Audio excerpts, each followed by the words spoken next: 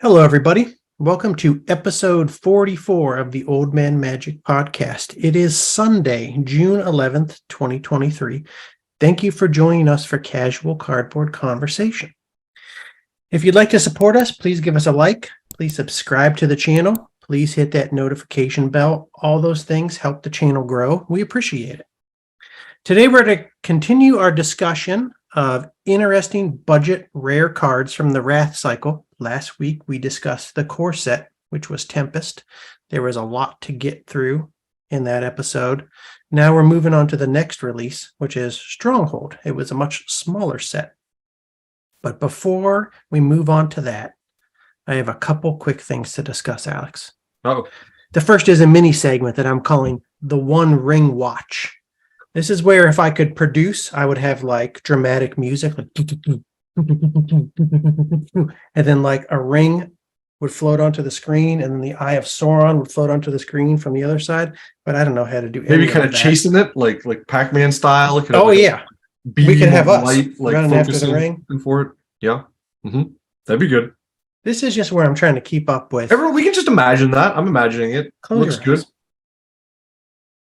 This is where I'm trying to keep up with whatever the highest current offers are for the one ring. Okay. You know, it started maybe like a month and a half ago. We talked about Dan Bach and his offer of $100,000, but only if you didn't tell anybody that you opened it and you never said anything about selling it to him.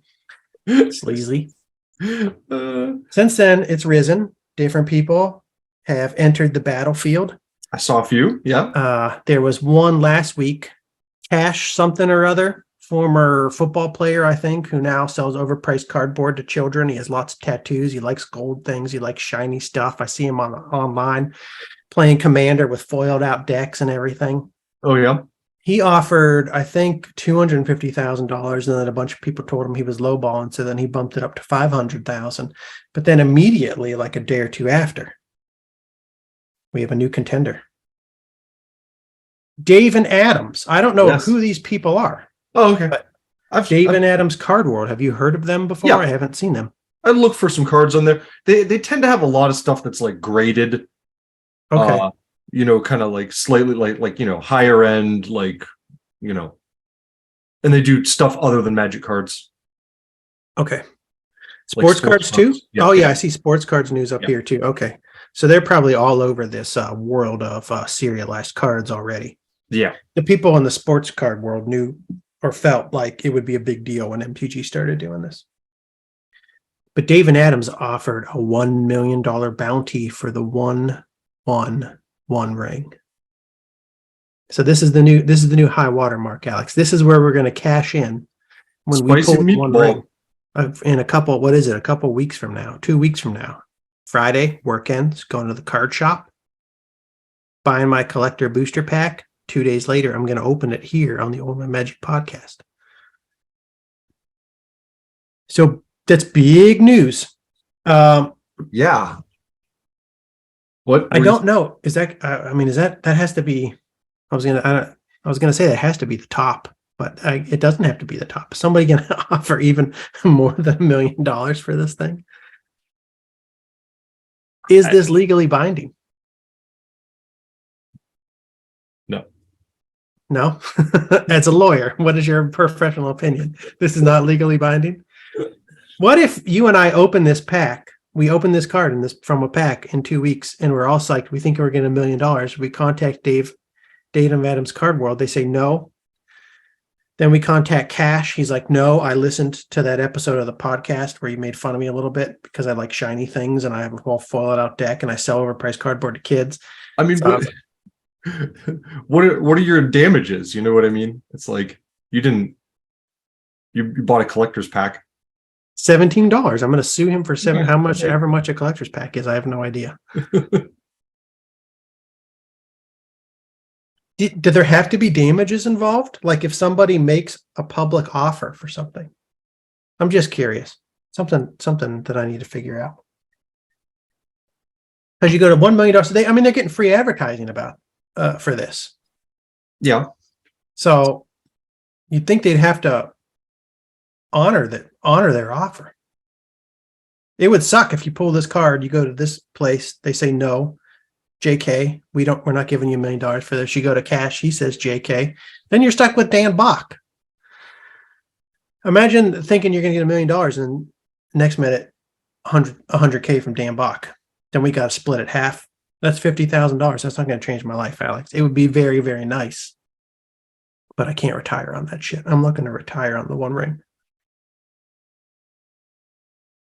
Other thing I was a little bit curious about when it came to the One Ring is I was watching Jake and Joel Magic talk about this offer of $1 million.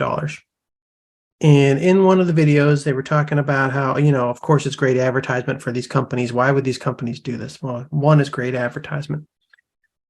Another thing they mentioned was, this is going to help them sell booster. This is going to help them sell packs. People will come to them and buy the packs. This way, they're going to be able to sell out of their packs if they make these public offers.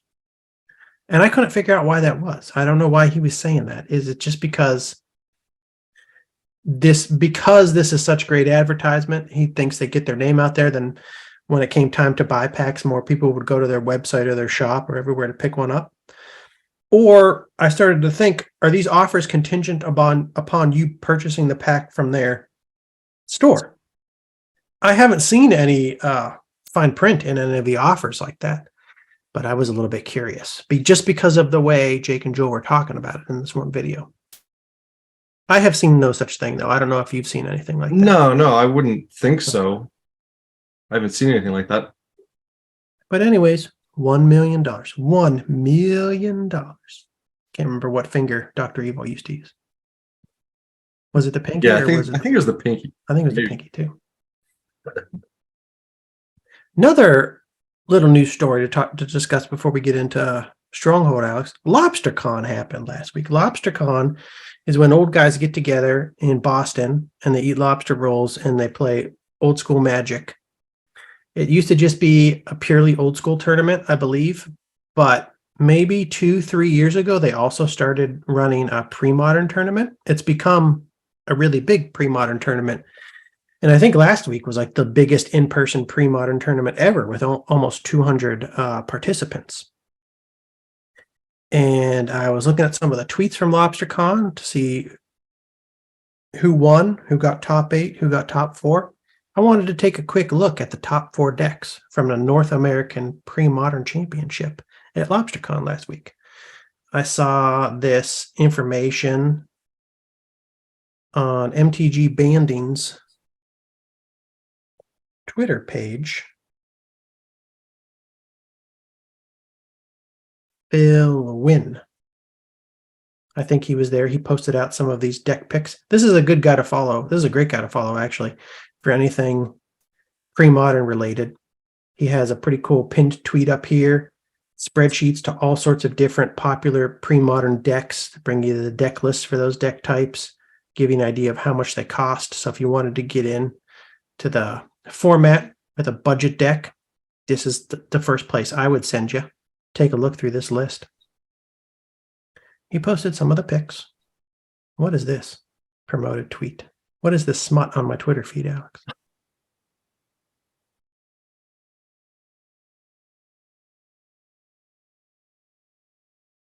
Top 4 decks from LobsterCon's 58-player pre-modern event. So that was a different thing. I think they had like a sub tournament the day before. Something along those lines. Top 4 decks. Number 4 was Fluctuator, played by MTG PhD. Third was Oath Parfait by Laney NY MTG. Number 2 was Blue White Stifle Knot by the One Drop One. And number 1 was Blue White Standstill from Brian Selden, who's a former MTG world champion, I think. Oh, okay. So take a look. I'm going to pull up some of these images, make them a little bit bigger. Fluctuator, number 4. This one was exciting because this is a budget deck. This deck is, I believe you can build this deck for under $50.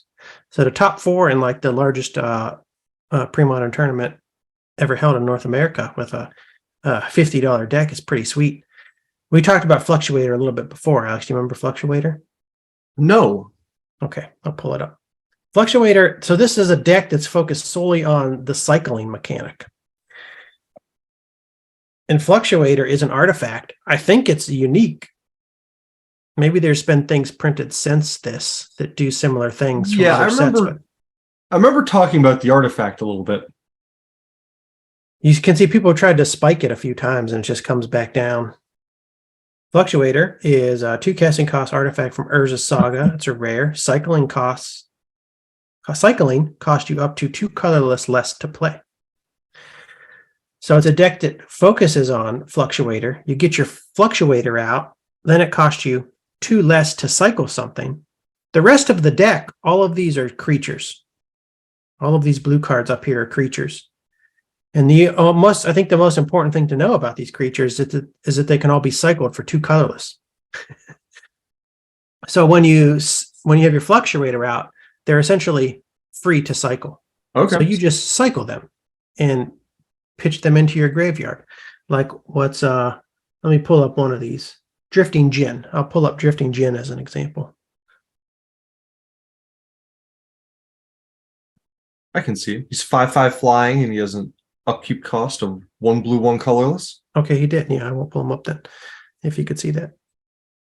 Drifting Djinn as an example. Cycling 2 colorless. Cycling 2 colorless. Cycling 2 colorless. Discard from your hand, draw a card. So you just get that Fluctuator cycling combo going, and you get as many creatures into your graveyard as possible. And then you play Songs of the Damned or Song of the Damned. I can't remember which it is. Which I like. Which is that card? Okay, you remember it. So it's from Ice Age. Yeah, I have some. When I started going back through some stuff, I was like, what have I never played this much? I like it. It's 1 black, interrupt, add 1 black to your mana pool for each creature in your graveyard. So you've just spent like the last 2 minutes just like putting creatures in your graveyard because they're cycle creatures. And they all cycle for 2, and you have your Fluctuator out. So basically you can cycle them for free. So just getting all those creatures in your graveyard. And then you just play a Song of the Damned, and then you just drain life somebody. Yep. So that's the whole deck. Yep. And it made it to the top 4. And I thought it was pretty cool because this guy also played it unsleeve. He brought it just in a rubber band, and he rifle shuffled it, and he played it unsleeve. So I automatically wanted him to win. I love that because that's like similar to a type of deck I would try to build, and I'm glad that there's hope still for some kind of black mana generation drain life deck like that. Yeah, I'm top 4 at the largest pre-modern tournament ever, and it's cheap. So I love that. Yeah, I think Songs of the Damned is sweet. Adding stuff that can fill up your graveyard to the game made the card even stronger. Mm-hmm. I'm surprised. I don't know what all these cards are, but I don't either. What were you surprised? No, I guess I'm not. I don't know. I'm taking back my statement. I was looking for other black mana regeneration, like drain life type stuff, but Okay. It doesn't really matter because. Yeah, because it's not just the creatures that have cycling. All these are cycling lands. All the lands can be cycled for 2, so that's key. Even if he comes across these, he can just pitch the land still for free and draw the next card. This, I don't know what this is. It's an instant and an interrupt, but it also has cycling for 2. I think the only thing that doesn't cycle in this deck is Songs of the Damned, Drain Life, and Dromar's Cavern. He has a layer land in here. Okay. Cycling. But all the creatures Cycling. pretty much are like blue or white or something. So you don't need the black to get your creatures out or anything like that. You're just using that Songs of the Damned combo. So yeah, you wouldn't need something else similar to it. Okay, yeah, I thought when you first started, I thought you were going to say you were surprised there's just a 1 copy. How does he get to it? And that's why I started talking about the lands having cycling too. Because yeah, if you get your Fluctuator going, you'll get to it eventually. Okay. Anywho. Number 3 was Oath Parfait. So this is where the decks start to get incredibly expensive. This is something we've discussed briefly before, and I'm like, what the hell is a Parfait deck? Why did they call it Parfait decks? I knew they kind of existed back in the day when we played, but I don't know if they were very popular. And I don't remember people calling them Parfait. That might have happened maybe after we quit a little while. But this is just a scroll rack, land tax combo, full of all sorts of control cards. discard Swords to Plowshares, Enlightened Tutors to make sure you get your important enchantments and artifacts, Engineered Plague to deal with creature decks, Oath of Druids, Shard Phoenix to deal with creature decks. Now, what I'm used to, so it's just a heavy control deck. You pretty much can draw through your whole deck. I mean, you can draw like 5, 6, 7, 8 cards a turn with this Scrollrack land tax combo in effect. If you really want to build this deck, you do need the Mox Diamonds. They're very important. So that's what makes this deck incredibly expensive. I'm not sure how people actually win with this particular version. I'm used to seeing, what is it? Saproling 1 or something or other. Spontaneous Generation. Oh, okay. It's the card that creates a sapling token for each card in your hand. So, you're drawing a lot with Scrollrack's land tax. You play that. You can make a whole bunch of token creatures and swing once or twice and kill your opponent. I don't know what this particular person wins his games with other than Ancestors Chosen, which is what, 4/4 first strike? Not sure. But the idea is similar to all the other Parfait decks. Draw as many cards as possible until you get what you need to deal with whatever your opponent has on the board at the time, whether if it's something like a disenchant effect or Swords to Plowshare to clear out creatures. And once you've established control, you just kill them with whatever creature you have in your deck. Okay. Number 2 was the blue-white Stifle Knot. This is the Phyrexian Dreadnought Vision Charm Stifle deck that's been dominating for quite some time. They turned to mono blue for a while there. This is a blue-white. There's been blue-black versions. There's been blue-white versions. There's been mono blue versions. There's been red-blue versions where people play the Dreadnought and then they fling the Dreadnought. Fling a knot. I like the white-blue one because it plays Meddling Mage. And Meddling Mage is sweet. Also an expensive deck. Not as expensive as the Oath decks because there's no Mox Diamonds and those cost $500. But the Dreadnoughts cost about $100 a piece. But after that, nothing here is really expensive. I forget about these fetch lands being expensive too. So yeah, all these decks have fetch lands too. Here's 4 Flooded Strands, which I think might be the most expensive fetch land at the moment. But I think they're under $100, maybe a little bit. Let's call them $100. Let's say I think all those fetch lands are like 60 or 80. Let's say it's under what is this, like an $800 deck or something? That's not cheap. It's no fluctuator. I don't like it anyways. I wouldn't want to make this deck. And then I was excited by this too. $86. Flutter Strands, $86, you said? Yeah, near mint. Okay. 83. They've got to reprint this shit at some point. Yeah, everyone's waiting for Yeah. these. Yeah. Number 1, Blue-White Control, a classic Blue-White Control deck. Oh. Blue-White Standstill. Mishra's Factories. Also not the most expensive deck in the world. I'm looking at this. There's 4 Flooded Strands, but if you didn't want to win the pre-modern North American tournament, you just wanted to play with your buddies at home, you don't need the Flooded Strands. Without the Flooded Strands, this is essentially a budget deck, which is another. I was excited to see this win. But you also do have to remember the guy who won with this deck is a former Magic the Gathering world champion. So probably if you or I brought the Blue-White Landstill deck to this tournament, we wouldn't even be in the top 50. But this does go to show that you could win a major tournament with a relatively cheap deck. This is just a standard Blue-White Control deck. He kills with Mishra's Factories or Decree of Justice before he gets his kill cards out. He just controls the game with counters, disenchants, swords, Wrath of God, Humility. Like to see those unlimited lands in there. Unlimited islands and plains. That looks good. Humility's expensive too, but what is it? It's like $50 or something. You could play this card. You could probably play this deck without Humility too. Of course, again, it wouldn't be as good, but it's doable. Anyways, those are the top 4. I was excited to see 2 relatively inexpensive decks make it to the top 4. Now, Alex, we'll go into our main topic of the week, unless you have anything that you wanted to say about LobsterCon or North No, American that's cool though. Championships. I'm glad you looked that up. It's pretty neat. I like to see what's going on with the pre-modern stuff. I like to see some coverage of it. I think it's growing. I think a lot of the old school people are starting to get into it. And even some of, I think, the people who didn't play old school, maybe because it was too limited in their minds as far as the number of cards involved were concerned. Old school is 93, 94. Pre-modern, you have a larger, you have more sets that you can build from, essentially. Mm-hmm.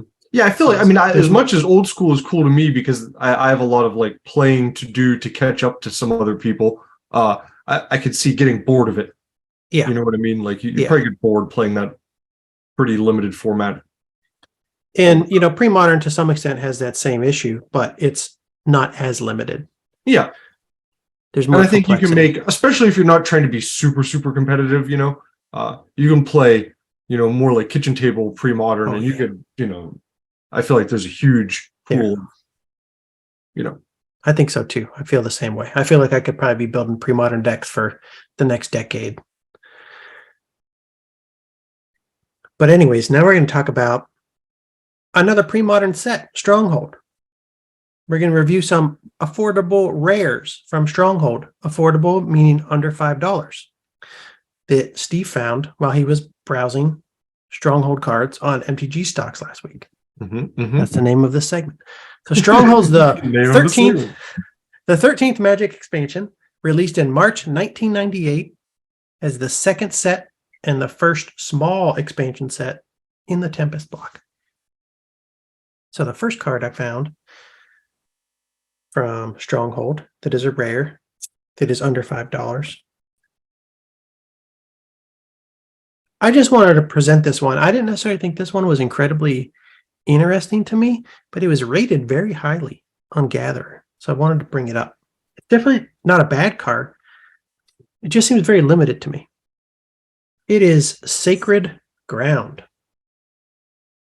Sacred Ground was printed in Stronghold, 7th, 8th, and 9th editions. Its casting cost is 1 colorless, 1 white. It is an enchantment.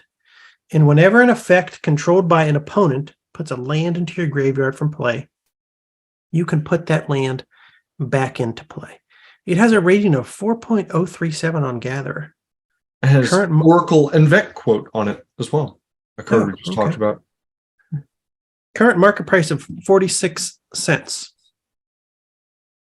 I wrote 38 cents a few days ago.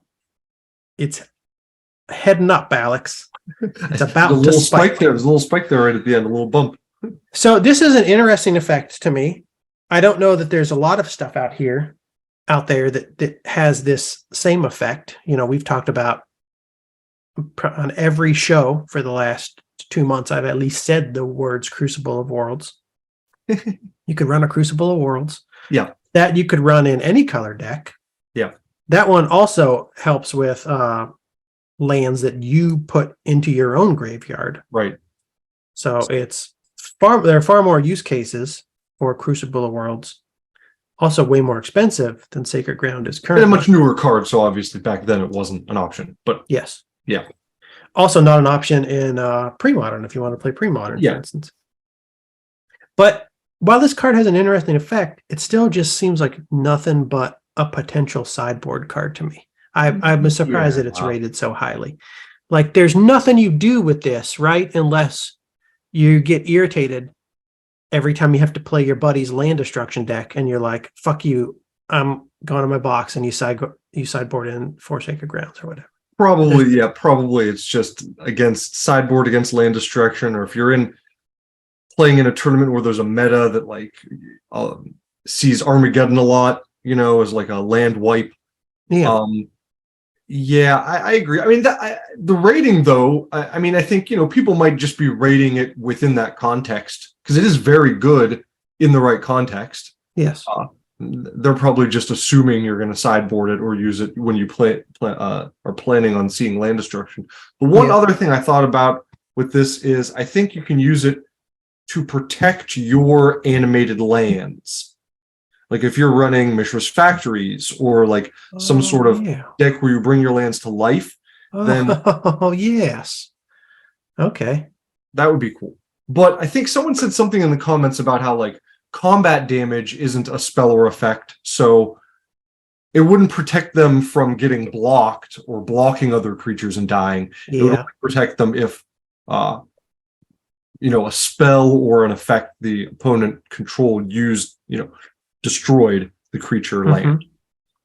You know what I'm That saying? is interesting, though. I didn't think about that. And it's interesting because there's all sorts of, I'm thinking green-white deck now. There's all sorts of green spells that will animate your lands and turn them into creatures, Yeah. 2/2 creatures, Mhm. whatever. I'm always afraid to do that because what if somebody just like casts a Wrath of God or just casts a Pyroclasm or something and wipes all your lands off the board? You don't have to worry about that when you have Sacred Ground in play, like Kamal, what's his face? I don't know. I I can't was remember how thinking to. of the land that gives you green mana and animates itself. I forget if that's Wirewood Lodge or if it's something like that. I might be mixing it up with a different card. I know what you're talking about. It's one of the main lands from Urza's, one of the Urza sets. Treetop. Are you talking about Treetop Village? I think that's it. Yeah. Yeah. I'm trying to think of a green creature. Kamal Fist of something or other. Yeah, Treetop Village. It turns into a gorilla. 3/3 green 8 creature with trample. It's still a land. Yeah. This can protect your Mishra's Factory from disenchants or Swords of Lightning Plowshares bolts. effects. Yeah. Or even a wipe. It doesn't say it has to be targeted. It's just, so if they Wrath of God, your animated lands. Kamal Fist of Crows. I have this guy in my I don't commander think deck. I know this. Maybe I saw this once. Pay 1 green. Target land becomes a 1/1 creature until end of turn. It's still a land. If I have my Keza out, it's a 2/2. If I have my Jacques Lever out and my Keza out, it's a 2/4. You know what I'm saying? Mm-hmm. But I'm always afraid. Animating your lands, turning them into a creature makes them so much more vulnerable. Creatures are the most vulnerable permanents in Magic the Gathering. But yes, okay, that's good, Alex. Good job. I didn't think about that when I first read Sacred Ground. You could run Sacred Ground in a Living Lands deck. Now I have a reason to buy Living Lands from Legends, which I think is dropping in price consistently. What? Oh wait, what? Living Lands has been reprinted. Classic 6th edition. All 4s are 1/1 creatures that are still lands. Didn't it just get reprinted recently, or did I make that up? I'm confusing this card. I'm thinking about the wrong thing. Living Lands is not even a Legends card. Oh, okay. Yeah, I can't remember the name of the card you're talking about either, though. This is Living Lands. You know what I'm talking about. I do know what you're talking about. Yeah, it's not that weird moss guy. Living Plane, perhaps. Yes. Yeah. Okay. Yeah. 2 colorless, 2 green, enchant world. Treat all land in play as both lands and 1/1 creatures. They may not be tapped for mana the first turn they are Zoom in on that. I want to see that. Those trees have some faces on them. They got some angry face trees. Yeah. It looks like, yeah, he's screaming. He's like, "Arr." He's screaming. What's the price on this guy, on this bad boy right now? What's like $500? It's expensive. I gotta get past that spike. There we go. Was over $500. Now it's $350. Yikes. Yes. Only because it's reserve list. You sons of bitches. You dirty, rotten reserve list sons of bitches. Next card, Alex. Next interesting rare from Stronghold under $5 that Steve found this past week while he was browsing Stronghold rares on MTG stocks. Lay it on me. Shard Phoenix. We just saw the Shard Phoenix in the Oath Parfait deck that top 4 the North American Pre-Modern Championships. Shard Phoenix was first printed in a Stronghold. It was also reprinted in 9th edition. Yes, he was in the Oath Parfait deck. I see that a lot. I see the Shard Phoenix a lot in the Oath Parfait deck. They use Oath of Druids to bring the Shard Phoenix to go get the Shard Phoenix.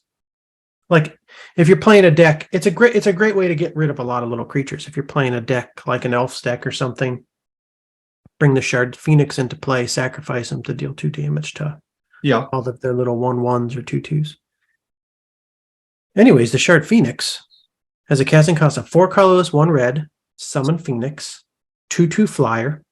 You can pay 3 red to put Shard Phoenix into your hand.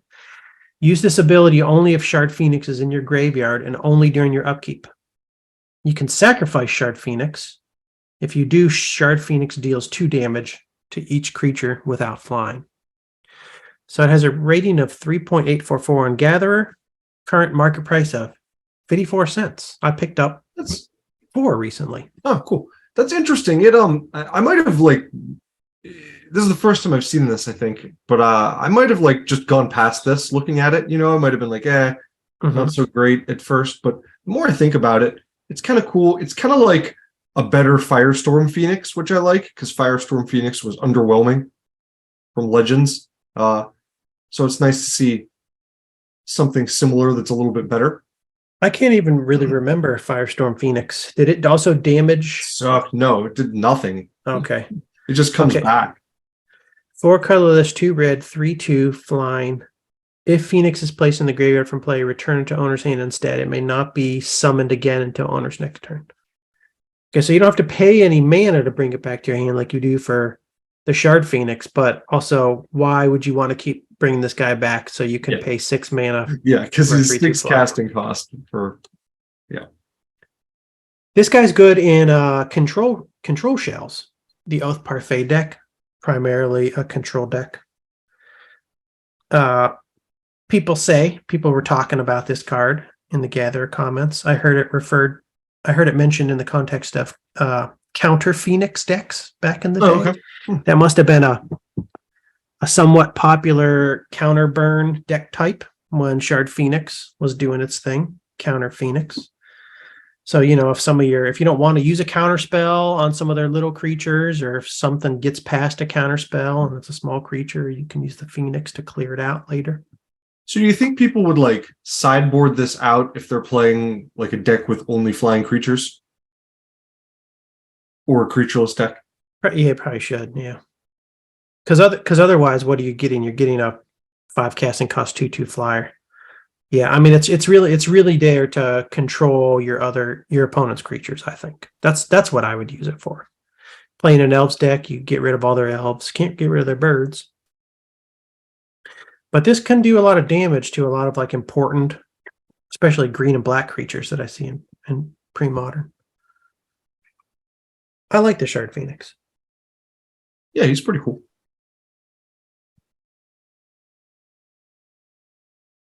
Third rare, under $5. I don't totally understand all the use cases for this particular card. Shaman Encore. Badass art, I think. Rare, only printing was this printing in Stronghold. Never been reprinted. It's not reserved list. Casting cost 1 colorless, 1 white. Summon Cleric. I haven't tried to put together a Cleric deck or really read much about the Cleric tribe. I've been wanting to because I keep coming across Clerics like more. I keep seeing more of them. I'm like, boy, I feel like there's enough there. Yeah, I think it's something that probably could be quite good. I like the idea of playing like a white-black deck around Clerics. I think that would be cool. You're looking at Exactly. It's a 1/2. Also, that lets me play Vindicate. I just want to build white-black decks to play Vindicate. Pay 0. Redirect 1 damage from Shaman Encore to a creature you control. So this guy's used to move damage around. You can also pay 1 colorless, 1 white to redirect to the Shaman all damage dealt to any one creature from any one source. Very highly rated on Gatherer, 4.327. Current market price of, I had 89 cents. It's gone up by 1 penny since I wrote that. Okay. So like I've seen a few similar like clerics, probably mostly clerics, but other cards like that, like healers and cleric type cards that do this kind of thing where they redirect damage, from like one creature or from you. Seen several of them in the kind of like, later old border sets. Mhm. I'm not sure if any of them were as good as this one though, just because the first ability you can use multiple For free. times, Yeah. right? So Yeah. as long as you have other creatures, she's pretty much invincible from her to a creature you control, right? Yeah. So Yeah. it's hard for them to kill her. And then,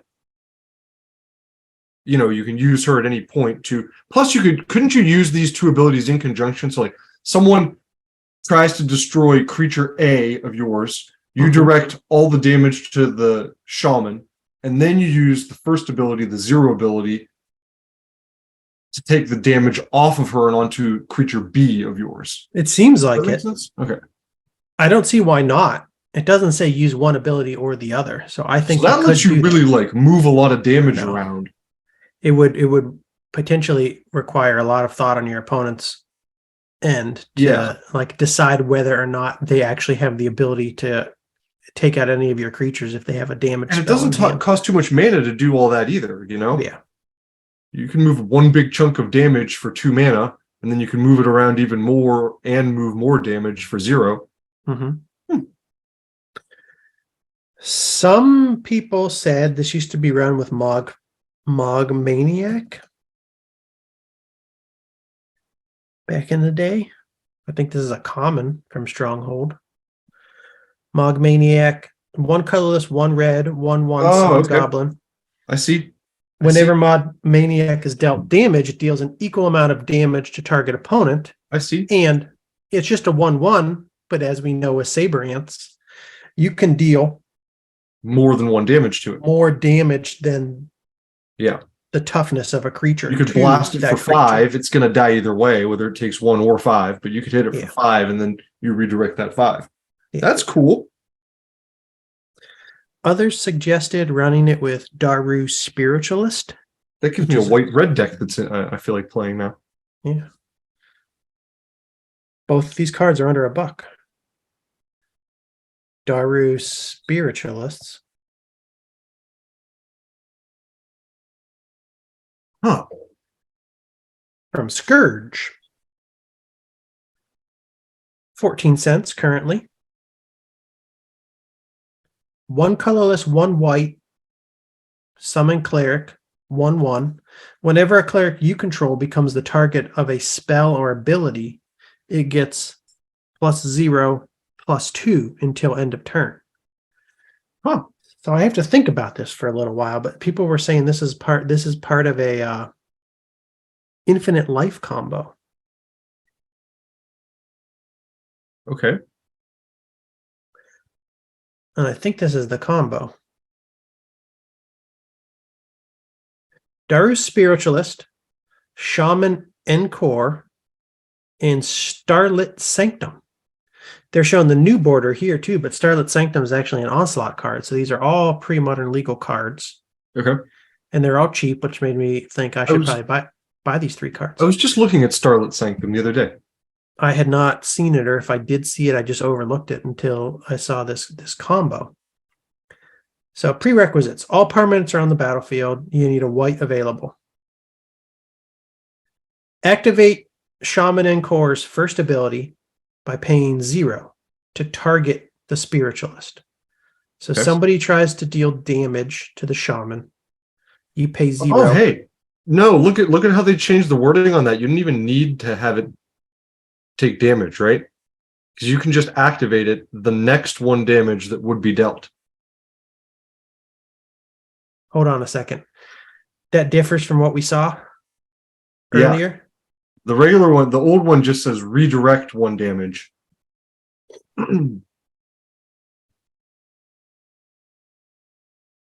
Shaman Encore. Redirect 1 damage from Shaman Encore to a creature you control.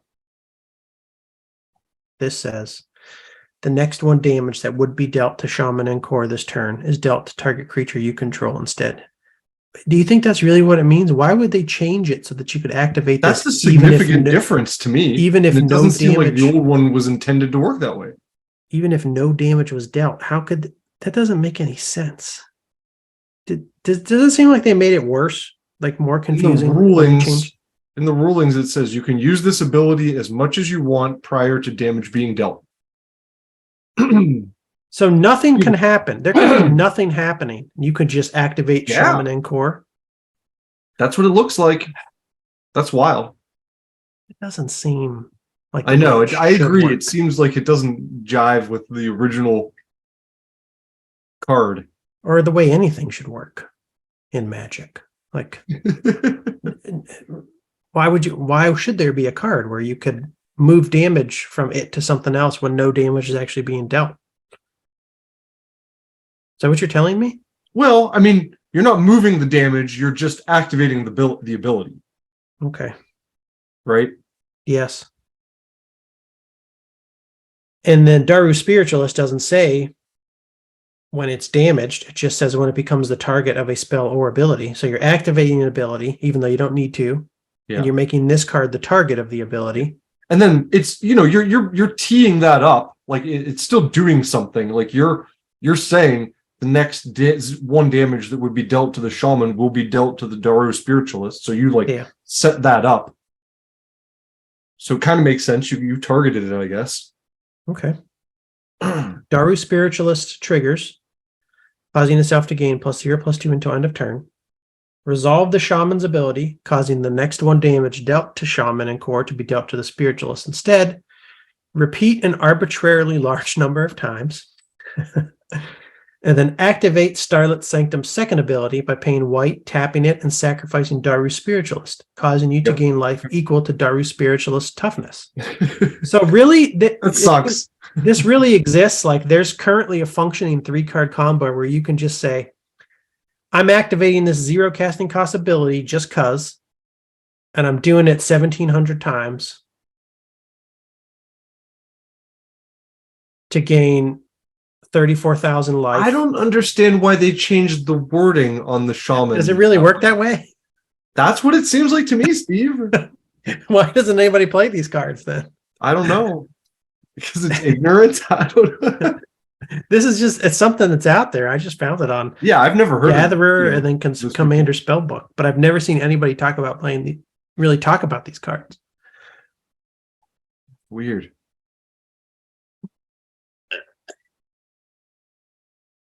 I mean, I guess it is a 3-card combo, so that is always a little bit difficult to pull off, especially if anybody knows what's happening. They just have to get rid of one of 3 cards, which is typically fairly easy to do. Seeing what else other people say about it. People do mention that combo. And if you're playing Starlit Sanctum, they probably know what's coming too, because why else would you play Starlit Sanctum? Probably. I mean, yeah. I mean, I might put that in a cleric deck just because it's, adds some utility to a cleric deck. But actually, I was gonna say it's not bad. Especially its black ability. I mean, you're getting the ability you use it to finish the second ability. If you don't read too far, you kind of think it's all about life gain. But you could use it to finish someone off. It's like a permanent fling for any of your creatures, which is good. Anyways, that's interesting though. Infinite life combo, but even outside of this combo, I like the Shaman. Yeah, just because of how tricky it can be for your opponent to really. I mean, I could see your opponent playing direct damage spells, not doing the math correctly, and you just moving damage around. Yes, and keeping things. And it just gives you so much utility when attacking and blocking is being decided. Yeah, you can shuffle stuff around. It can make things very confusing. It's not expensive mana-wise at all. No. So yeah, that card's pretty cool. And I like the Sanctum. Yeah, that's Onslaught. The old Starlit Sanctum look like? Can we pull that up? Is it the same art? I think it is. I think it is too. I saw one the other day when I was browsing through someone's inventory, card inventory, and They had one, but it was a foil one. So it was obviously, a lot more expensive than this. I'm not going to pay $15 for a shiny card if I can pay 30 cents for it instead. Yeah. I am anti-foil. I would sell all my foils. I like that old border on there too. That looks cool. Absolutely. Makes it look like a real land. Absolutely. And the color here in the text box looks so much better with the color in the art. Yes.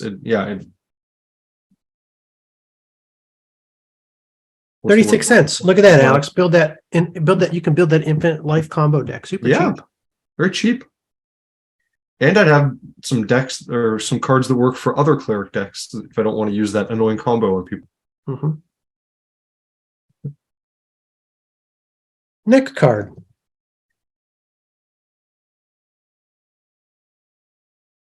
Reigns of Power. We brought this one up last week, Alex. I remember bringing it up. Was that just last week? It was just last week. Wow. I moved to it. Seems like ages Last ago. week was not about Stronghold. Last week was about Tempest, but there was a Tempest card that we talked about, Dracoplasm, that I thought would have worked well with this. Oh, yeah, okay. But now we're on to Stronghold. Discussion. This is one of my favorite cheap rares from Stronghold, so we're talking about it again. It's a rare, has multiple commander reprints, 2 colorless, 2 blue, instant. You and target opponent each untap and gain control of all creatures the other controls until end of turn. Those creatures are unaffected by summoning sickness this turn. 4.429 on Gatherer, current market price of 98 cents. I really dig this card. Yeah, it's I'm trying to think what to say about it other, that isn't just an obvious statement. It's great for stealing a bunch of your opponent's creatures. If you're playing a creatureless deck, it's great in a creatureless deck. Or maybe even a deck where your creatures are like, not good blockers. They're like wimpy utility creatures or something. The context in which we brought him up last week was Dracoplasm. And Dracoplasm has what power and toughness equal to the total power and toughness of creatures that you sacrifice. So yeah. So that's when I brought him up. Yeah. Any kind of sacrifice outlet you have, anything that might need creatures, you can not only steal their creatures, but you could steal their creatures and feed it to your sack outlet. Yeah. You play black blue and I could steal them and steal your stuff and culling the weak hit and do things like that. That's cool. On Gatherer, Scumbling 1. On the 6th of March, 2011. It's 6:02 and 59 seconds p.m. This card is amazing in multiplayer. I agree with that. Consider that you can steal creatures from one player to block those controlled by a third player who is attacking you. You get surprise defense that wrecks the board position of 2 opponents, and the guy you stole from is tapped out and vulnerable to any other players who wish to attack him. Wow, I didn't even realize it was an instant. I was just like assuming that. Oh, yeah, no, it's an instant. Wow. Yeah, so you're right. In multiplayer, you could totally turn the tables. So, yeah, it's seems like it'd be huge in Commander. I mean, this would be amazing for you, Alex. It breaks your one colorless, but you're mostly going for a pillow fort. You don't have lots of creatures. Yeah, no, I was gonna say I'm not, and I'm not sticking by that rule too well. I was already thinking about putting like a control magic in there or something like that. I have bribery in, which is 2 blue. So, I mean, this might be like a nice big play. Plus, it gets my commander back to me. If my Corona goes to an opponent, I can steal her back. Oh yeah, so that's good. And then they're going to get maybe like a bunch of, whoever I give my creatures to is going to get a fair amount of like defensive creatures. So that's not bad. I was actually looking at the cleric, the shaman and core for my deck. Since you brought him up, like that wouldn't be bad at all to have in there. I could redirect damage to regenerating blockers, and I can do it to other stuff. Like in a multiplayer game with shaman, you can do that redirecting to combat that's not even happening with you, like the other people are attacking each other. Oh, can you? It didn't specify. No, yeah, it just says 1 damage. For the first part, it says a creature you control, but the second part is you can redirect to shaman to any one creature from any one source. Yes. So now you probably don't want to do that too much, but yeah. you might want to like keep someone else from getting knocked out. Yeah. Didn't think about that. So I love Reigns of Power. I mean, it seemed like if I feel like if I had a blue commander deck, I'd definitely want to put this guy in. Next one, Alex. Krovax the Cursed. Yes, I know this guy. Not an incredible card, but just cool. I just like it. I like it too. I'm not sure where I have this from. I must have bought one a while ago because it's not too expensive. It is reserve list. And that's probably why I bought it, because it's cheap and reserve list. Casting cost 2 colorless, 2 black, summon legend. So Krovax can be your commander. 0/0. Krovax the Cursed counts as a vampire. Krovax comes into play with 4+1/+1 counters on it. During your upkeep, sacrifice a creature and put a +1/+1 counter on Krovax, or remove a +1/+1 counter from Krovax. So he needs to feed every turn. Yes. You can pay 1 black. Krovax gains flying until end of turn.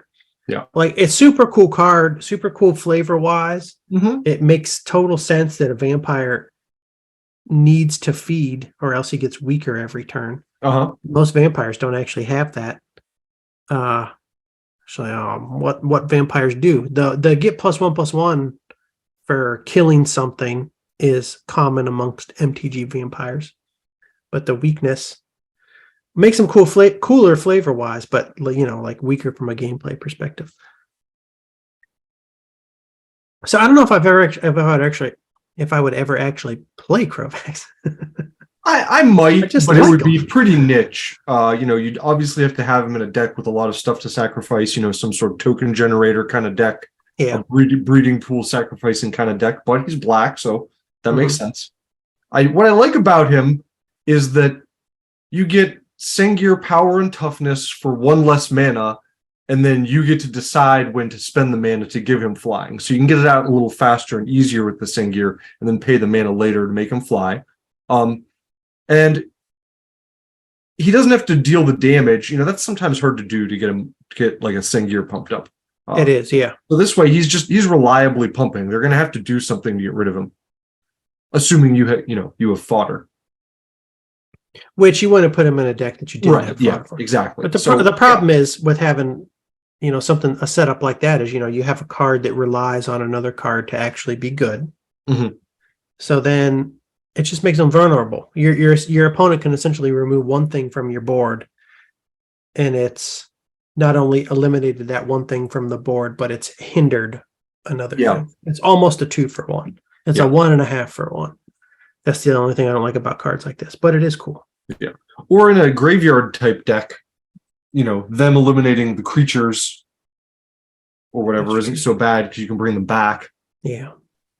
Keep sacrificing them and looping them back. That's true. But it is definitely, like you said, he is combo dependent kind of. He needs something else to work with him to make him decent. Squeeze this guy. Squeeze him up. Yeah, okay. Next 2 cards, Alex, are shadow creatures. This is because I want to build a shadow deck. So I was looking for shadow creatures. Actually, I think I first decided that I wanted to talk about this. Cheap rares from the Rath block when I was looking for shadow creatures, and I found some stuff. I have one for you for next week, by the way. Oh, hell yeah. A shadow creature from Exodus? Yep. Hell yeah. There's probably several. I haven't looked through it too well. Soltari Champion. Yeah. A rare from Stronghold. No reprints, but not reserve list. Casting cost 2 colorless, 1 white. Summon Soldier. He's a 2/2 with Shadow. And if Soltari Champion attacks, all other creatures you control get +1/+1 until end of turn. Current rating of 3.7 on Gatherer. Current market price of $4.15. There's nothing you really got to figure out about this guy. It's pretty straightforward. Just a solid-ass creature.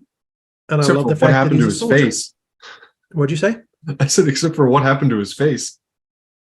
He's undead. What do you expect him to look like, Alex? He's probably Is he? 7,085 years old. Is he not? I don't know. I don't know what the heck is going on. I don't know either. I'm assuming there's been some black magic involved. Okay. That tends to warp your appearance a little bit. But I've been wanting to make a soldier deck for a long time since we talked about Ice and Crusader. Mhm. And I started finding all sorts of cool soldiers. So this guy could just go into a soldier deck, make all your soldiers bigger pretty much every time you attacked, which would be pretty much every turn. Because if you have a shadow creature, you're pretty much going to attack with them every turn. Because why wouldn't you? Nobody runs anti-shadow defense. I feel like a shadow creature's pretty much definite damage any turn, every turn, Yeah. definite damage. Nobody has anti-shadow tech. Okay, here you go. Here's an update. Soltari is a white creature type used for cards that depict a spirit-like race of beings trapped in the shadows of Rath. All have the keyword ability shadow. Okay, so they're kind of spirity. That's why he looks all wiggly. Somebody was knocking the art on Gatherer. I like this art. I like. Oh no, I think it's cool. Yeah, it's cool. It's all swirly. It's very and spooky. yeah. I'm trying to figure out where I'm pretty sure I came across this card before. I think maybe I bought I bought one, but I was looking at my history and I don't see it. Mm-hmm. But I think I saw this before. Maybe I picked one up. I'm gonna have to look through my cards. I think it's good. Definitely good for a soldier deck. And like you said, shadows just, people aren't prepared for that. Well, I got to build a shadow deck. I got to see how quickly could you run the clock on your opponent with a shadow deck. The thing about shadow is most of the cards, because they have shadow, they're like overcosted for their power and toughness. So it might be harder than I realized to like end the game like in Sometimes under they have 5 like pump turns. abilities. And I just think of things like fear. Yeah. No, not fear, hatred. Oh. Where, Well, I don't know what you're talking about then. Hatred, that's the card that's I think from Exodus, and it's the black card. Key part Suicide Black. You give up life to add yes plus. Yeah, okay. Pluses So that to would your work with creatures. shadows because they get through unblocked and then you just yeah. So effects like that are obviously very good with it. Yeah. I get nervous about shadow because you can't block with them basically. So you have to have some defense that's not based around your shadow creatures. You have to have shadow creatures for offense, probably, and I mean, I think that's the only way anyone would use them. I don't know, unless you're playing in a constructed format where you expected a lot and you might put them in as blockers, but that I don't know. I just kind of want to think of them. I got to think of them as if they're direct damage cards. Like don't even they can't block. Who cares? Consider these to be direct damage cards. Yeah, I think it's sort of like a ball lightning or a, you know what I mean? Yeah. Like a creature that's like a missile attack.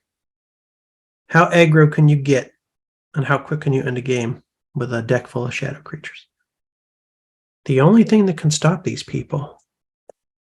I don't remember what set this was printed in. I saw this when I was looking for shadow cards. Oh, Tempest. I didn't even remember this being in Tempest. I have this. Maze of Shadows. Yeah. I have it. I remember I went back through my cards and I saw it and I was like, oh, this looks cool. I wonder if it's worth something. Everybody's waiting. Everybody's waiting for more shadow focus sets to appear, and then the Maze of Shadows is going to spike. Yeah. Is this a good spec? How many decades might you have to wait for this to go up to $5? I think Shadow is one of those mechanics that they're like, we don't want to reprint this or use this again. It seems like it. I read something, I think, where they made a comment about it, where it like made the game worse, they thought. Because Soltari Champion, no reprints, but not reserve list. The next card we're going to talk about, another shadow card, also not reserve list. Still, there have been no reprints. It's clear that they don't want to reprint these things. Yeah. Maze of Shadows. Have there been reprints of this? Now, since we're looking at it. I don't see why there would have been. No. Yeah. It's kind of a cool card. It's sort of neat looking. Yeah. Wish it was worth more than 20 cents, 30 cents. My browser froze or something. Something's going on weird here. Did I lose the internet? No. His Here you go, MTG Steve. stocks. His Huh? MTG stock's failing me. What'd it do? It just won't. I can't do anything. Oh, See how everything's highlighted blue here? oh. I Maybe can't. you're crashing. I can't click Browser. anywhere to get rid of that. I can't search. I can't type in the next card in the search box. Your tab And- or your browser probably just crashed or something. I'm trying to refresh the page, and I can't do that either. Stasis. Oh, something's happening. Freedom. Well, here, I'll tell you something while you're trying to fix that. Alex, tell the listeners a story. Here is a Mark Rosewater response to a question. Mhm. Question was, you gave Shadow a pretty high number on the Storm scale, which surprised me. Why so high? I really enjoyed Shadow, and it didn't seem unbalancing. It's not like every good deck played it, but I realized my perspective is not everyone else's. Was there a negative reaction? And if so, what was the problem? And he said, Shadow leads to non-interactive games where neither side's creatures can interact with the other. Flyers, in contrast, have evasion but can still block when necessary. So that was the response.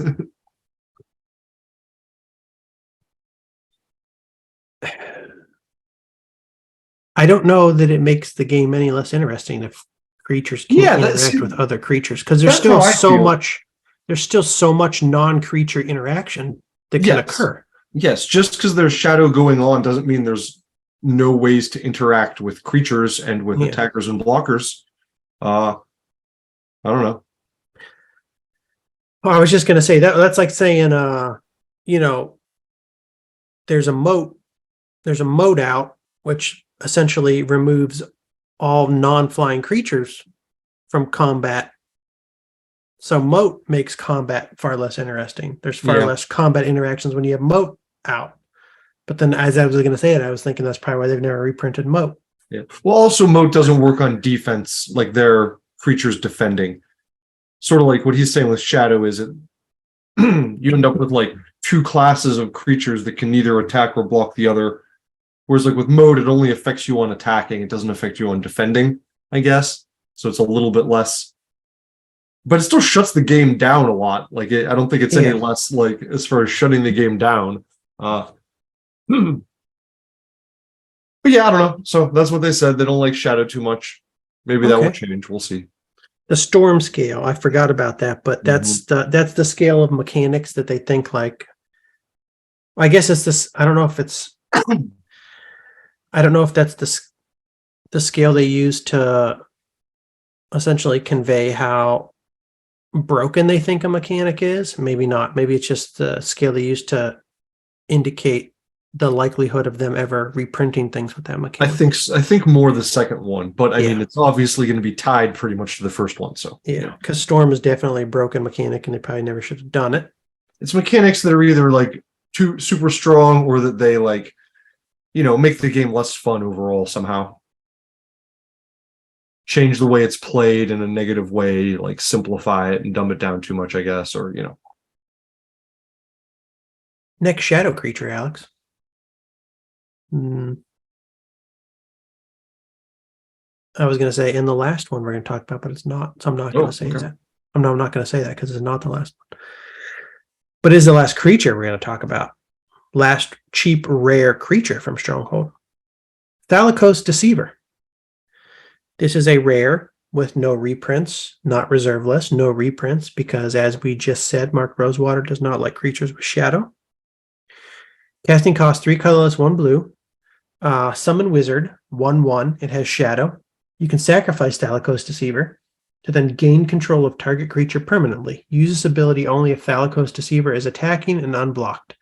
Well, he's pretty much going to be unblocked every time he attacks. I remember this card. I saw it and looked at it at some point because I like these creatures that like have a cool effect if they don't get blocked. Like you can steal something from them.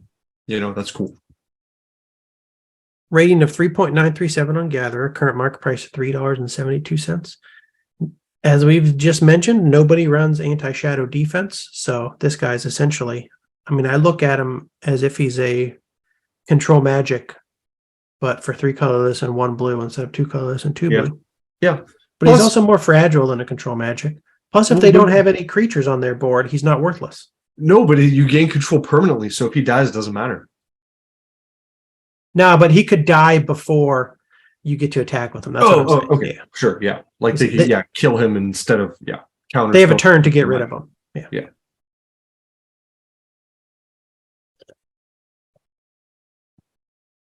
But I like him. You got him out there. The art's neat. It is cool. You got him out on the board with your Soltari champion. If they don't even have a creature for you to steal, who cares? He's just doing 2 definite damage every turn. Now this one's the last one, Alex. The last rare for under $5 that we're going to talk about from Stronghold. At least for today. Probably on a future episode, we might talk about a different rare from Stronghold under $5. Maybe episode 73. Maybe episode 497. Who knows? Mm-hmm. It is Evacuation. This was reprinted in 7th through 10th editions. So it's been a highly printed card. Okay. I did notice when I went through this list, they're all close to $5. The Stronghold one was like the second cheapest. Only by easily the best looking. Only by like 10 cents or something, but yeah, it's definitely the best looking. 7th edition. I've heard people talk about 7th edition art. We need to look at the 7th edition art at some point. Okay. Because I think a lot of it's really weird. Okay. Neat. I'm gonna hold on a second. I'm gonna go on a tangent. I think I saw a YouTube short from the Unsleevables about 7th edition art, and I think they used Jump as an example. Dang it. It's definitely How about not Leap, Steve? How about Leap?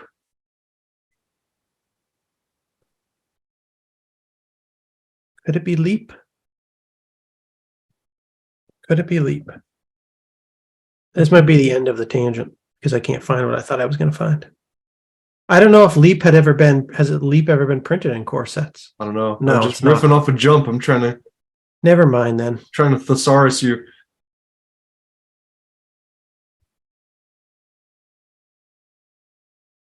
That's the end of my tangent. I think the 7th edition art is unusual. Okay, well, I can see what you're talking about from that card. It's kind of cool too. It reminds me of, I'm not sure what. But it's very cartoonish. Yeah, I like this art too, though. This is really cool. I mean, this is the best of the Evacuation. That's a spooky, cool-looking card. Casting cost 3 colorless, 2 blue. It is an instant. Return all creatures to owner's hand. It has a rating of 4.366 on Gatherer. Current market price of $4.12. I feel like a card must be highly played if it's been printed this many times and all of the printings are like over $4. Mm-hmm. That seems like the sign of a highly played card to me. So I don't know if people do anything particularly tricky with this, but just at first glance, I mean, I would just use it if I'm running a primarily creatureless deck or a very low creature deck, and I just want to set my opponent behind. I mean, it's just a boomerang for however many creatures they happen to have out on that turn. And if they have quite a few, you send them all back. They have to spend a lot of mana and potentially multiple turns just to rebuild their board state. I don't know if there's anything else people are out there using this card for, though. That's all I would do with it. Straightforward as can be. I can't think of anything other than like maybe trying some weird sort of like if you could fill up your hand and then like have some sort of card that uses the number of cards in your hand to do something. Okay, spontaneous generation. I could make more Saproling tokens.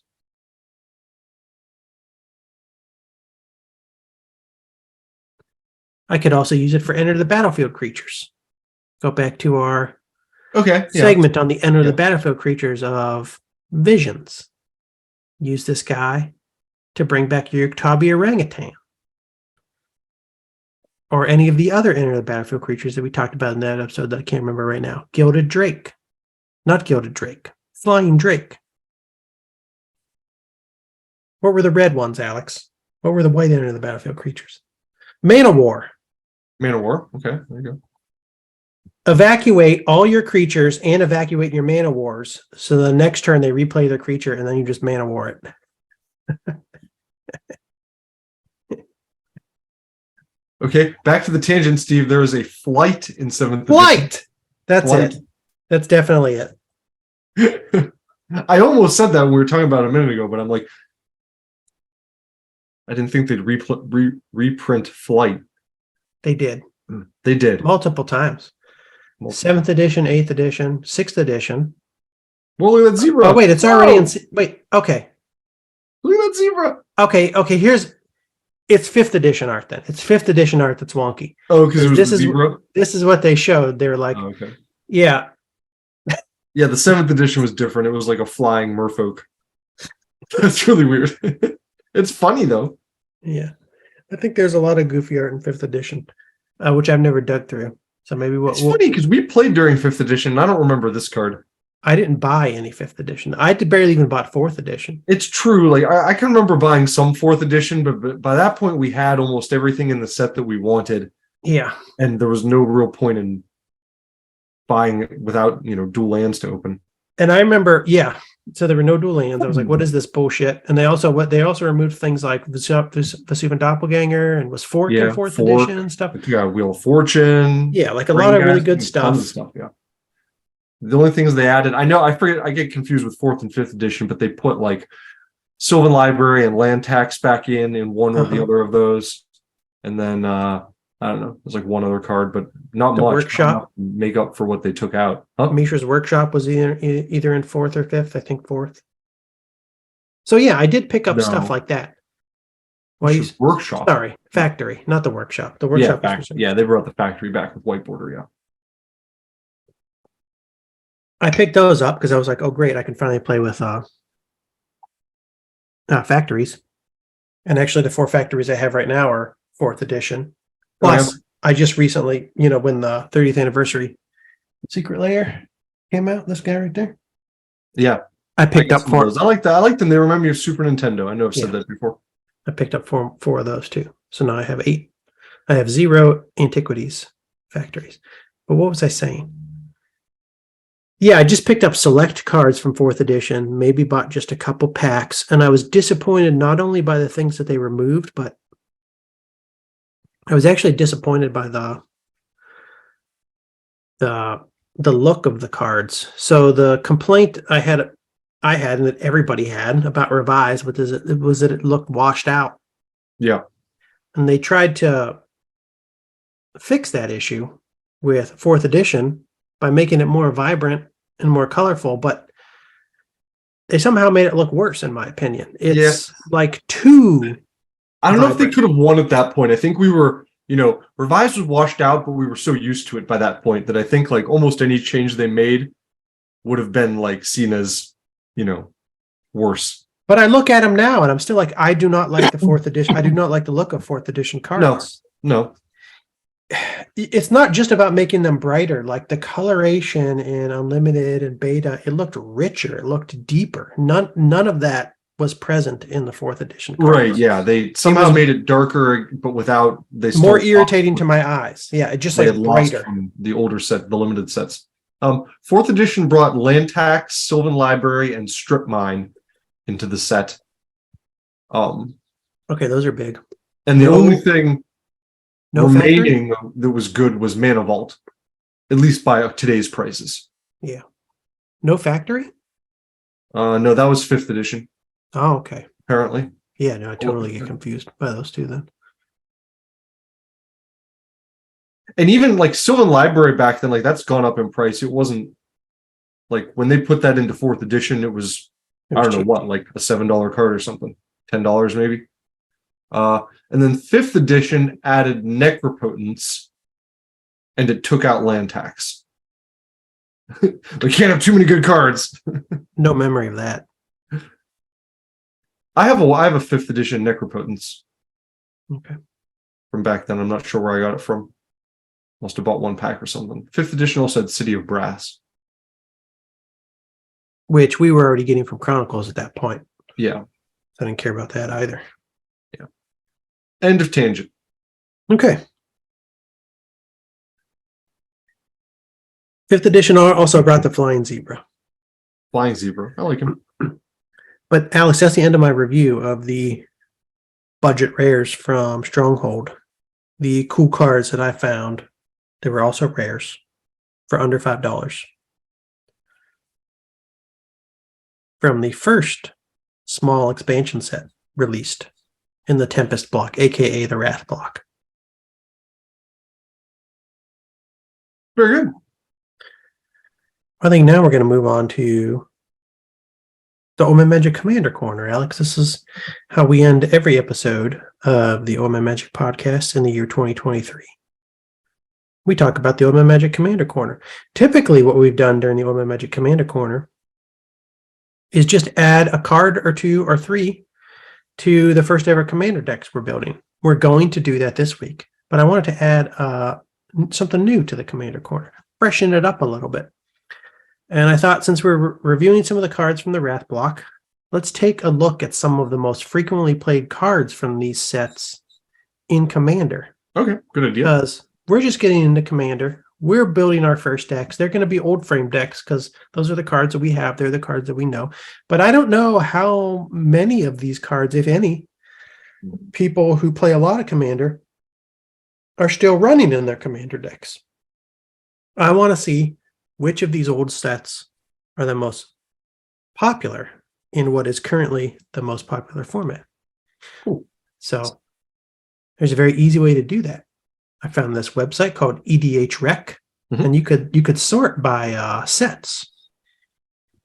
And they pretty much list the number of decks on this site that cards from that set are present in. And I'm assuming it's a pretty good proxy for how frequently these cards are played in Commander in general. So it always starts with the commanders. There are 6 legends from Tempest. Sorry, so we're going to go back to Tempest. So we talked about Stronghold this week. We talked about Tempest last week. This week, I'm going to go through the most popular Tempest cards in Commander. I didn't think about doing this until after we filmed last week's episode. So Commander Corner's a week behind. But I don't know if there are only 6 legends in Tempest. I don't know if they're listing all the legends in Tempest, or if they're just listing, or if these are the only 6 that are just in any decks on EDHREC. You know what I'm saying? I feel like it's got to be all of them, because like that one's only in 33 decks, right? Like, that's true. Like there would be like, I don't know. Maybe I'm wrong. I don't know. You're probably right. I'm getting that feeling too. But the legends it lists are Selenia Dark Angel, Eladamri Lord of Leaves, Vati Ildal, which we talked about because it's nice and cheap last week, Stark of Wrath, Commander Greven Ilvek, and Orem Samite Healer. The only card that really gets much play as a commander from Tempest is Selenia Dark Angel in 633 decks. I'm surprised Eladamri is legal. All elves gain Forest Walk. Elves cannot be the target of spells or abilities. Because he's not legal in like anything. Really? Well, I shouldn't say anything, but well, I know they made that. Dang it! I want to go to Scryfall. There's probably just one thing that he's not legal in, and like they made the elf that you can tap for like. Oh, yeah. I'm just confusing him with Rofalos. That's all. Okay. That's probably all. But I am curious to look up Eladamri still. He's legal in everything. Okay, cool. Because after you said that, I was like, oh no, he's legal. But then I read what he did, and it does seem like this card should get more play. Like, I don't see him in general elves decks. And yeah, it's pretty good. It gives all of your elves Shroud. Mm-hmm. I mean, that can, I don't know. That can hurt you a little bit, but that's true. You can build your deck around it. Never mind. Target of abilities. There's too many. People love that Wirewood Symbiote in elves decks. Wirewood Symbiote. What did I start talking about? Wirewood. Oh, Shroud. Eladamri gives everything Shroud. I'm like, people love running Wirewood Symbiote in these elves decks. Return an elf you control to its owner's hand, untap target creature. So this would be the ability, and you would be targeting the elf that you return to your hand, right? Okay, so maybe you're not targeting the elf? Is that? I don't know. I just read this and I'm like, is this targeting the elf with an I feel ability? like it's not, but I could be wrong about that. We'd have to try to look that up. I don't know anything. Yeah. Well, if this isn't targeting the elf, then why don't people run Eladamri? Because it seems like it'd be very good. If you can't run this guy with Eladamri, I think maybe I'd bypass Eladamri. Because being able to untap a bunch of your elves is just too good for multiple reasons. But anyways, Eladamri, Vatil Dal, is the third most commonly played legend. And then we're probably getting into legends from Tempest that nobody really plays. Stark of Wrath. I don't know if you remember this guy. I do. I have one. Unfortunately, I don't think anybody plays him. One wasted pack of Tempest opened. Orem Stainlight Healer. I don't know why you'd play this as your commander. Commander Griven Ovek. I mean, it's cool, but it's just a big fat creature. Yeah. So, I mean, it's like a fear effect on him. Yeah. I could sort of, the thing that's cool about this is that you'll win the game with 20 commander damage. Ah, okay, yeah, okay, yeah. He only has to get through 3 times. I forget about that. But still, his casting cost isn't great. And again, with these monocolor ones, that might be part of the reason people don't play him is it just due to a monocolor commander deck. That is true. But outside of the commanders, let's forget about the commanders. The general cards. There were a few, or like a handful. Seemed like they get quite a bit of play. Ancient Tomb. It's funny that now the default art for this is Balin's Tomb. So this will be the. By the way, we didn't talk about the second half of the announced box toppers. I know we got to put it. We can talk about them next week, maybe. Yeah, or after we're done talking about this. It's going to be old news. That's right. But Ancient Tomb. Not surprising, I guess. In 11% of the 2.6 million decks here on EDH Rec. So highly played card. Good card. Crazy expensive, way more expensive than I thought it would be after I came back to Magic after like a 20-year hiatus. I was like, Jesus. Reanimate in 13% of all decks. Put target creature card from a graveyard onto the battlefield under your control. You lose life equal to its mana value. I need to get one of those. I guess I was kind of surprised about that because I'm like, how many people are running Reanimator style decks in Commander? But then I shouldn't be surprised about it because you don't even need to be running a Reanimator style deck. You can take any card from any graveyard for 1 mana and you lose the life, but you have 40 life on Commander. So probably every black deck should be. Plus, with modern cards, there's so many good cards, so many good creatures that are like, only 3 mana, or, they might be multicolored mana, like a gold border creature that's 3 or 4 casting cost, and it'll be very strong. Yeah. I also can't figure out. Sorry, I was just interrupting you about Lotus Petal. I can't figure out if I have one or not because. Oh, Lotus Petals! You can't figure out if you have one. I'm not sure. I want one, and I can't remember if I bought one ever. But it should go to Commander deck probably. Lotus Petals in 6% of decks. There's no explanation needed there. Just mana fixing. 1 mana of any color. Harrow. 12% of decks, even more highly played than Ancient Tomb. 2 colorless, 1 green, instant. As an additional cost to cast this spell, sacrifice a land. Search your library for up to 2 basic land cards. Put them onto the battlefield and shuffle your library. Should I put this in my deck? Maybe. I was having trouble with this because there are a good handful of cards that do almost the same thing, especially in green, and they're all just slightly different from each other. What's the green one from Ice Age? Nature's Lore, I think. That sounds right. One color, really similar. There's a few different ones, and I can't decide. I'm going to need to put one of them in my deck probably at least, and I don't know which one. I think I have Crop Rotation in my deck, but I can't actually remember. Okay, Crop Rotation's another one. I'm looking. Yeah, there's a couple cards like this. I didn't put it in my deck yet, but yes, I had that on the list. Crop Rotation or this. But good card. Like you said, many spells in green that do something similar. How many do you run? Which do you choose? Then you have Exploration, which lets you play additional land. Yeah. Propaganda in 11% of decks. 2 colors, 1 blue. Creatures can't attack you unless their controller pays 2 colorless for each creature they control that's attacking you. So I guess just incredibly popular and kind of defensive style deck. This surprises me. Reflecting Pool only in 5% of the decks. Really? I want to put this in every single multicolor deck that I play. What gives? Why is Goblin Bombardment in more decks than Reflecting Pool? I don't know.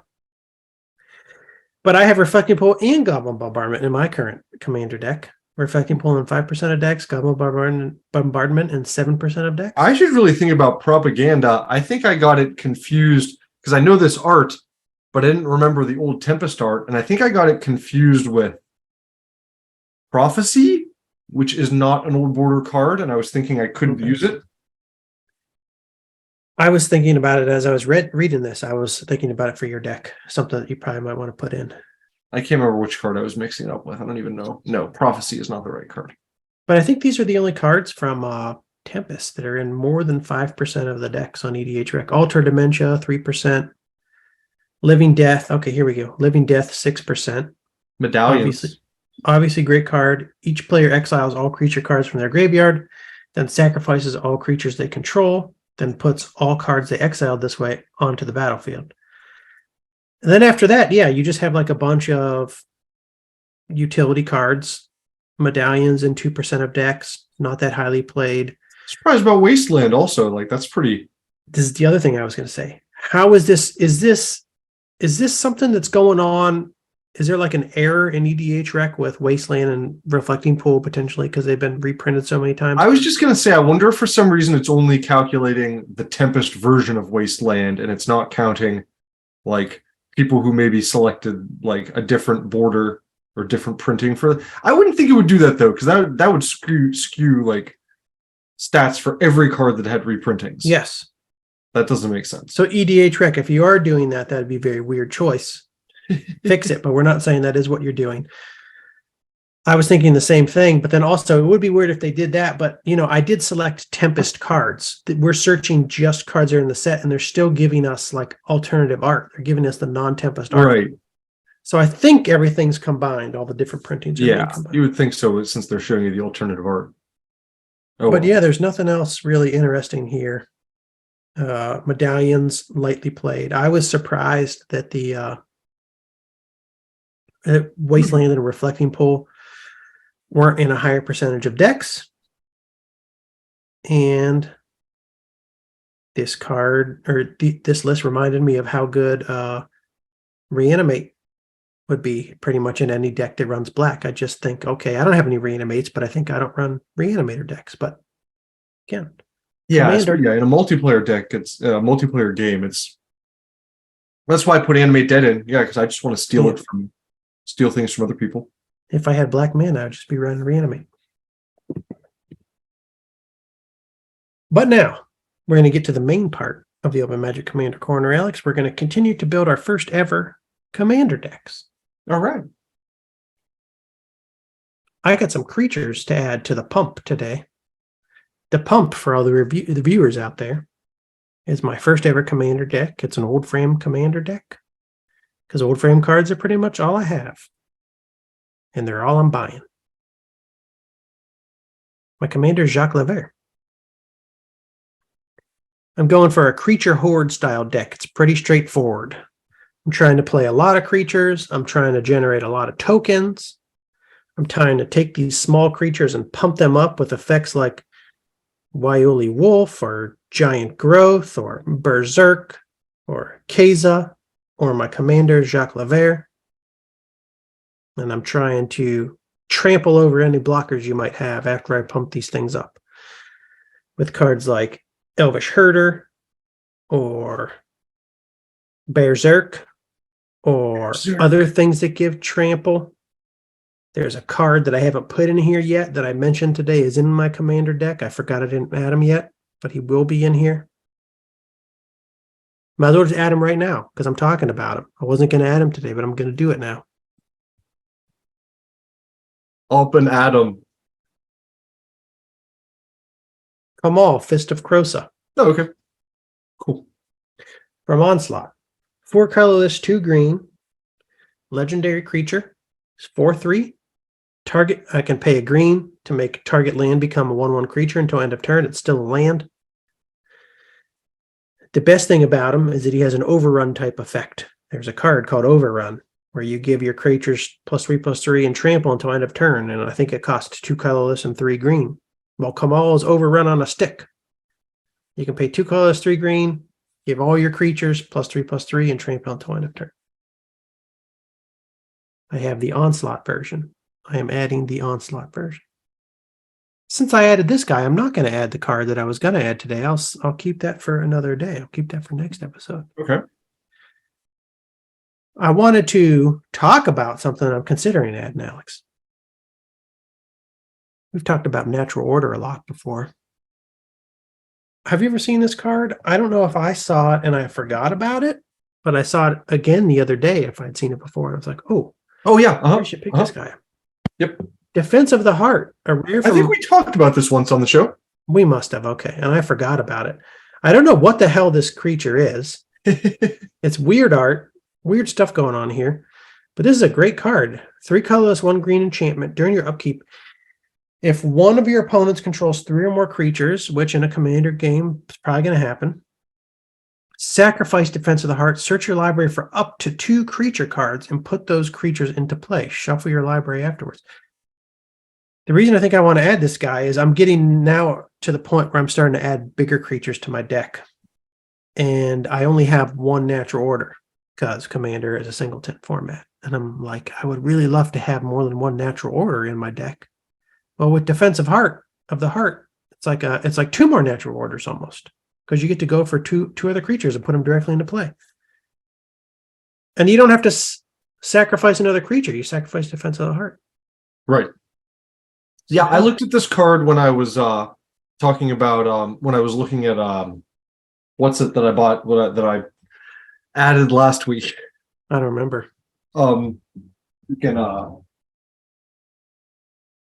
Pattern of Rebirth with the turtle.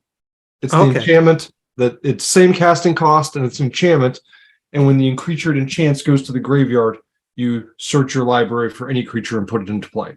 That's right. I forgot about that. I was like, so it's maybe 1 creature instead of 2. But it doesn't have the opponents controlling 3 or more creatures stipulation. But like you said, in multiplayer, I mean, someone's going to have 3 creatures, even if they're like manimals. Somebody's going to have 3 creatures. Yeah, like so. Even token creatures. This counts token creatures and shit too, right? Yeah, for sure. Yeah. I think the reason maybe I bought Pattern of Rebirth instead was because I was thinking about, you can use it in head-to-head games more efficiently. Mm-hmm. So I don't have a Defense of the Heart, but I'm considering that. Oh, it's also more expensive. I can't remember how much Pattern of Rebirth is like $4. This guy's been heading down, although it's been flat for a little while. Maybe it'll get cheaper again. It's not reserve list. It's super good though. I like it. They don't really reprint it. It is super good. Hey, look at that Judge promo. I don't even pay attention to the Judge promos because they're always so expensive. Yeah. That is pretty badass art though. I wish it was in an old frame. Yeah. It looks more like the card's title. Yeah. Yeah, it does. This looks like a wedding for a tree creature. Looks like the monster from the end of Big Trouble in Little China.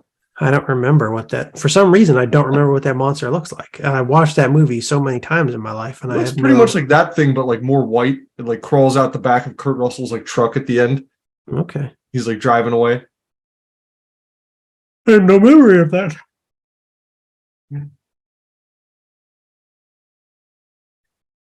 I'm getting tired. I'm yawning. We're going to move along. But before we move along to your edition, I just thought of something else that I want to add to my deck. I'm going to do it right now. And I'm blanking on what it is. River Boa, that's what it is. Oh, okay. I just want to add, I got to add more creatures to this deck. I want to get my creature count like up to about 40. And I'm adding big boys now. Kamal came in. There's some more big boys next week. But I also want to have some stuff to do early game. And I like the River Boa because it's good early game. But then also, if you pull it late game, it's still good because even though it can only do 2 damage, it regenerates, so you can use them to block anything big that your opponents might have out late game. I also like that it has Island Walk, and I have a pump deck that has all sorts of pump spells, and somebody's going to be playing blue. And even if I have a small creature with Island Walk, I can pump this son of a bitch, and I can get through, and I can Island Walk the shit out of my opponents. So that's what I'm doing. River Boa, Alex, from Visions. All right. Okay, now we move on to Alex's deck. No. Oh, you know what? Before I purchased an unlimited Llanowar Elf, so I'm upgrading my printing of Llanowar Elves to unlimited. I have to establish my Llanowar Elf position now before the guy on Reddit who's making the wallpaper from unlimited Llanowar Elves buys them all. Man. I haven't actually looked the past 2 weeks to see if more Llanowar Elves from unlimited have appeared online for $15 or I'm less. going to start a similar post, and I'm going to tell everyone that I'm wallpapering my basement with terror. Okay. From unlimited, and try to drive up the unlimited terror price. Unlimited fireball. Unlimited terror lightning basement. Bolt. There we go. Looking beautiful. On to Alex's deck. Alex's deck is named Group Mud. Mud Does hole. not yet have Mudhole in it, but it might have Mudhole in it at some point. Alex's commander is Corona False God. Alex has other creatures in his deck. And then some sorceries. And Alex is playing a mostly defensive deck, a deck that can disrupt and negate combat, a deck that has a few benefits and boons for his opponents so that they don't try to attack me, so they ignore me and focus on fighting amongst themselves. I have creatures that grow over time. I have a few things to give me some card draw, defensive abilities, the like. Today, let's see, Steve. I've been thinking about this. I'm not sure what to do. I want to add propaganda because we just talked about it. I messed up. I was mistaken, and I did not realize there was an old printing of that card because I've just been seeing the new artwork. Okay. So I've skipped past that card in lists several times. Okay. And I should not have. So today's segment was very beneficial for you. It was, yeah. It made your deck better. I don't want to put any more blue in here, though. I've got about as much blue as I feel like I can handle. I gotta pull the reins back on the blue after this. Tempest. Oh, yes, I remember this art now. Okay. Tempest propaganda. So there's a card? Is that Karn? Yeah, it looks like card. Oh, yeah, that's probably Volrath, and that's Karn. And it says Volrath to Karn in the flavor text. You failed Gerard. You failed the legacy. You failed yourself. I can do no more. Volrath to Karn. Volrath is worse than a Jewish grandma.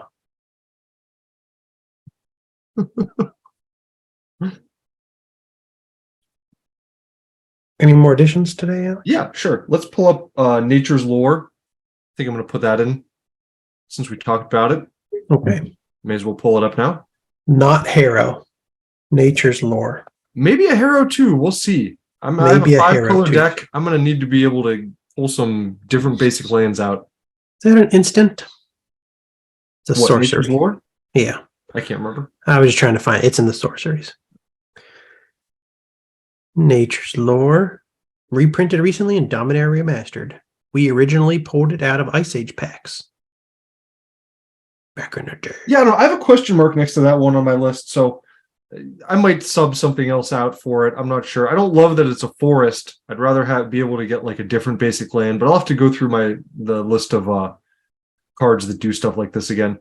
I do love that it's a forest. So actually, like, I should definitely put this card in my deck because this can help me pull my Savannah and my Taiga.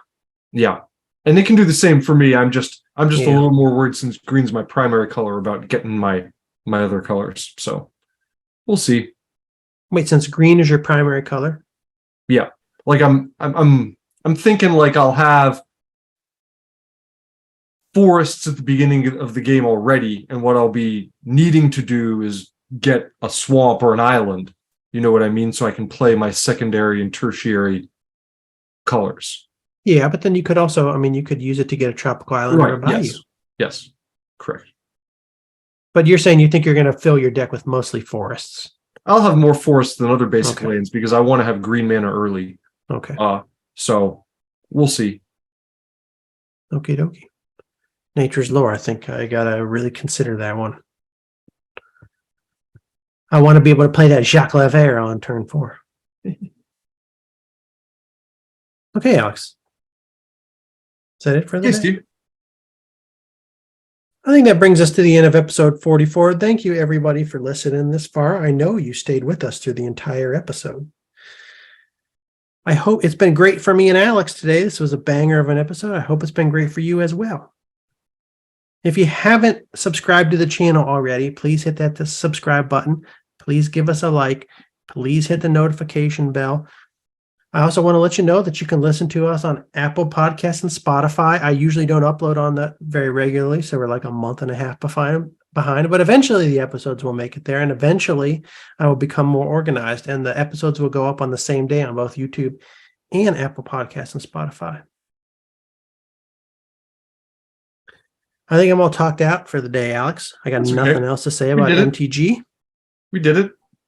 Do you have anything else to say, Alex? Do you have any words of wisdom to leave? The words of wisdom. Give me the words of wisdom. I know. You have an entire week to prepare words of wisdom for the listeners, and you just never do.